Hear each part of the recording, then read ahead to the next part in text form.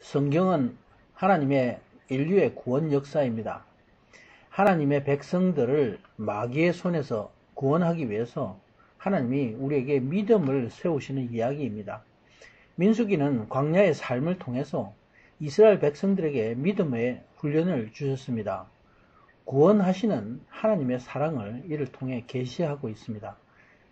믿음의 목적은 바로 하나님의 말씀에 순종함으로 하나님 나라에 들어가는 것입니다. 믿음의 사람은 하나님의 연단의 범위 안에 들어온 사람들입니다. 그래서 자녀의 삶을 살게 되는 사람들에게 하나님이 주시는 가르침입니다. 이스라엘 백성들이 하나님의 자녀가 아니라면 이런 연단이 필요하지 않습니다. 민수기 15장에서 24장까지는 1세대의 실패를 기술하고 있습니다. 이는 2세대에게 믿음의 연단을 주기 위함인 것입니다. 믿음으로 하나님의 자녀가 된 사람은 예수 그리스도 안에서 죽고 이제 새 사람으로 거듭나게 됩니다. 이와 같이 새 사람과 같은 제2세대의 자녀를 위해서 하나님은 광야에서 참 믿음의 사람들을 준비하고 계신 것입니다. 17장은 16장에 이어지는 계속되는 말씀입니다. 16장에서 하나님은 모세와 아론의 직분에 불만하고 시기하던 고라의 일당들을 다 처벌하셨습니다. 17장에서는 하나님이 각 지파의 죽은 나무 이 지팡이 중에서 오직 아론의 지팡이에 싹을 나게 하신다. 이는 하나님이 아론을 대제사장직에 세우셨음을 확정하시고 모든 사람들에게 다시는 아론에게 도전하지 못하도록 백성들에게 확정하신 일입니다. 하나님이 모세에게 일러서 이스라엘 자손들에게 고하라 말씀합니다. 각 종족대로 각 지파의 족장이 지팡이 하나를 준비하게 합니다. 12개의 지팡이가 되는 것은 므낫세와 에브라임을 합해서 한 개로 요셉 지파로 했기 때문입니다. 공식적으로는 요셉은 야곱의 12아들의 하나이기 때문입니다. 레위 지파의 지팡이에는 아론의 이름을 썼습니다. 이렇게 각 지파의 두령을 그 이름을 쓰게 했습니다. 지팡이는 홀과 같이 하나님의 주권과 권위를 나타냅니다. 창세기 49장 10절에 유다에 대한 야곱의 예언에서 의미하고 있는 바와 같이 홀은 그의 후손에 하나님의 주권으로 장차 오시게 되는 예수 그리스도의 권위를 예표하고 있습니다. 이스라엘 백성이 홍해를 건널 때에 모세가 지팡이로 하나님의 권능의 이적을 드러낸 것과 같습니다. 지팡이의 이름을 써서 가져오게 한 것은 각 지파의 족장이 그 지파를 대표합니다. 하나님의 선택하신 자를 이스라엘 백성들에게 제사장 지파가 누구인가 증거하고 드러내기 위해서입니다. 모세가 하나님의 제사장임을 확증하기 위한 것입니다. 하나님은 모세에게 이제 그 지팡이들을 회막 안에 두라. 하나님이 너희와 만나는 곳인 법궤 앞에 두라 명합니다.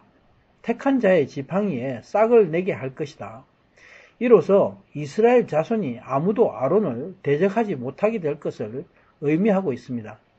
하나님이 증거하심으로 아론에게 원망의 말을 그치게 하려 함이라 말씀합니다.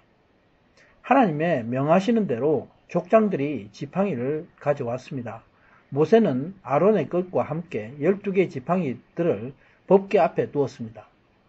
법궤는 지성소 안에 있어서 오직 대사장만이 들어가서 하나님 앞에 서게 됩니다. 이것은 하나님이 오직 대제사장과 만나심을 백성들이 알게 하기 위함입니다. 모세가 지팡이들을 증거 장막 안에 하나님 앞에 두었다 7절에 말씀합니다. 여기서 증거의 장막은 증거판인 모세의 율법을 넣어둔 법궤가 있는 장막을 말씀하고 있습니다. 증거 장막은 성막의 다른 명칭입니다. 바로 하나님이 임재하시고 통치하시는 장소를 의미합니다. 다음 날 모세가 지성소 안에 들어가 보니 레위 지파를 위해서 놓아둔 아론의 지팡이에 움이 돋았고 순이 나고 꽃이 피었다 말씀합니다. 살구 열매가 열렸습니다. 하룻밤 사이에 생명이 없는 죽은 살구나무에 이 마른 지팡이에 초자연적인 변화가 온 것입니다. 법궤는 부활과 생명이신 예수 그리스도를 예표하고 있습니다. 예수 안에 이런 권세가 있음을 말씀하고 있는 것입니다. 이는 살아계신 하나님의 권능을 증거합니다. 바로 아론은 하나님이 택하신 하나님의 제사장인 것을 하나님이 직접 증거하신 것입니다. 이제 하나님은 지팡이들을 저들에게 돌려주고 아론의 쌍난 지팡이를 정극의 앞으로 가져다가 간직하게 합니다. 이로써 패역한 자의 표징이 되게 하고 원망을 그치게 할 것이라 말씀합니다. 이로써 저들의 생명을 구하게 될 것이다 말씀합니다. 이에 모세가 하나님의 말씀대로 그와 같이 하였다 11절에 말씀합니다. 하나님이 이렇게 백성들에게 증거하시기 원하시는 것은 바로 하나님의 사랑입니다. 사람들을 경계케 함으로써 함부로 하나님의 사역과 또 사역자들을 대적하지 못하도록 막기 위해서입니다. 그래서 생명을 구하기 위한 것입니다. 하나님이 성막을 두시고 또 대제사장과 사역자들을 두심도 모두 하나님의 백성들을 구원하시기 위해서 그림자로 주신 것임을 말씀하고 있습니다.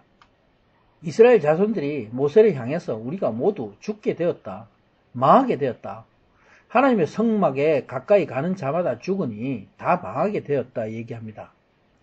이러한 백성들의 모습은 하나님 앞에 죄인된 자신들의 모습을 발견하고 좌절하는 모습입니다. 절망과 탄식의 외침입니다. 이런 절망의 탄식은 또한 하나님의 권능 앞에 자신을 내려놓고 경탄하는 외침이기도 합니다. 하나님은 성막에 임재하시며 대제사장의 직분을 놀라운 이적으로 증거하셨습니다. 저들에게 모세의 권위를 증거하였습니다. 하나님을 직접 대면하는 대제사장으로서 아론을 확증하신 사건입니다. 하나님은 우리 믿는 자에게 성령님을 보내주셨습니다. 성령님이 믿는 자 안에 함께 하심으로 하나님의 영광인 예수 그리스도를 증거하고 있습니다. 이런 권세를 가진 사람들입니다. 하나님은 이런 믿는 자에게 놀라운 이런 제사장의 직분을 부어주신 것입니다. 아멘.